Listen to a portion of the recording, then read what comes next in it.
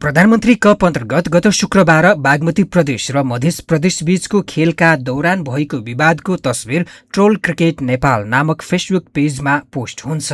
यसमा प्रतिक्रिया जनाउँदै नेपाल पुलिस क्लबका खेलाडी करण केसीले यदि कुनै खेलाडीले अम्पायरलाई गल्तीले पिट्यो भने कति खेल ब्यान हो भनेर लेखेका थिए। करणको यो कमेन्ट एकाएक चर्चामा आयो र शनिबार नेपाल क्रिकेट अम्पायर्स तथा स्कोरर्स संघ कुसानले क्यान समक्ष कारबाहीको माग गर्यो। लगत्तै करणले सामाजिक सञ्जाल मार्फत त्यस विषयमा माफी मागे, तर आइतबार क्यानले करणलाई जारी प्रधानमन्त्री कपको एक खेल प्रतिबन्ध र एक खेलको फी पूरै जरिवाना लगायो। अम्पायरको आलोचना गर्दा कारबाही भोग्ने करण एक्लो खेलाडी होइनन्। यसअघि जारी प्रतियोगितामा अम्पायरको निर्णयमा असन्तुष्टि जनाएपछि लुम्बिनीका कप्तान देव खनालले पनि एक खेलको प्रतिबन्ध भोगेका थिए। विशेष गरी सेन्ट्रल कन्ट्र्याक्टमा भएको प्लेयर्सहरूको कोड अफ कन्डक्ट हुन्छ, कन्ट्र्याक्टेड प्लेयर्सहरूको लागि त एउटा विशेष आचार संहिता पनि हुन्छ।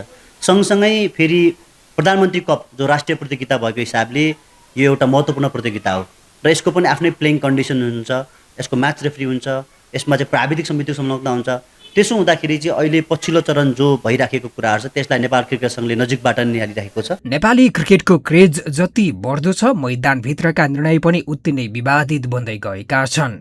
विगतमा विभिन्न घरेलु प्रतियोगितामा अम्पायर र खेलाडी बीच निर्णयको विषयमा विवाद हुने गरेका थिए, तर पछिल्लो समय नेपाल प्रिमियर लिग एनपीएलदेखि जय ट्रफी र अहिले प्रधानमन्त्री कपसम्म अम्पायरको निर्णयमा असन्तुष्टि जनाएकै कारण खेलाडीले प्रतिबन्ध र जरिवाना भोग्नुपर्ने सिलसिला जारी छ।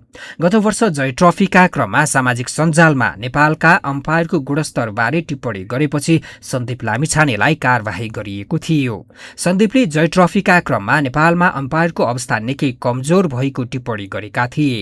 जारी प्रधानमन्त्री कपमा पनि उनी पटक पटक अम्पायरको निर्णयमा मैदानमा विरोध गरिरहेका देखिन्छन्। सन्दीप, करण र देव मात्र होइन, एनपीएलमा चितवन राइनोजका रिजन ढकाल पनि अम्पायरको निर्णयमा रियाक्सन देखाउँदा कारबाहीमा परे। क्यानले खेलाडीलाई कारबाही गरेर अम्पायरको कमजोरी ढाक्न खोजेको आरोप पनि लाग्ने गरेको छ। मैदानमा गलत निर्णय हुँदा अम्पायर जवाफदेही हुनु पर्दैन भन्ने प्रश्न पनि आउने गरेका छन्। बढ्दो आलोचनाका बीच क्यानले अब अम्पायरको पनि ग्रेडिङ गर्ने तयारी गरेको छ।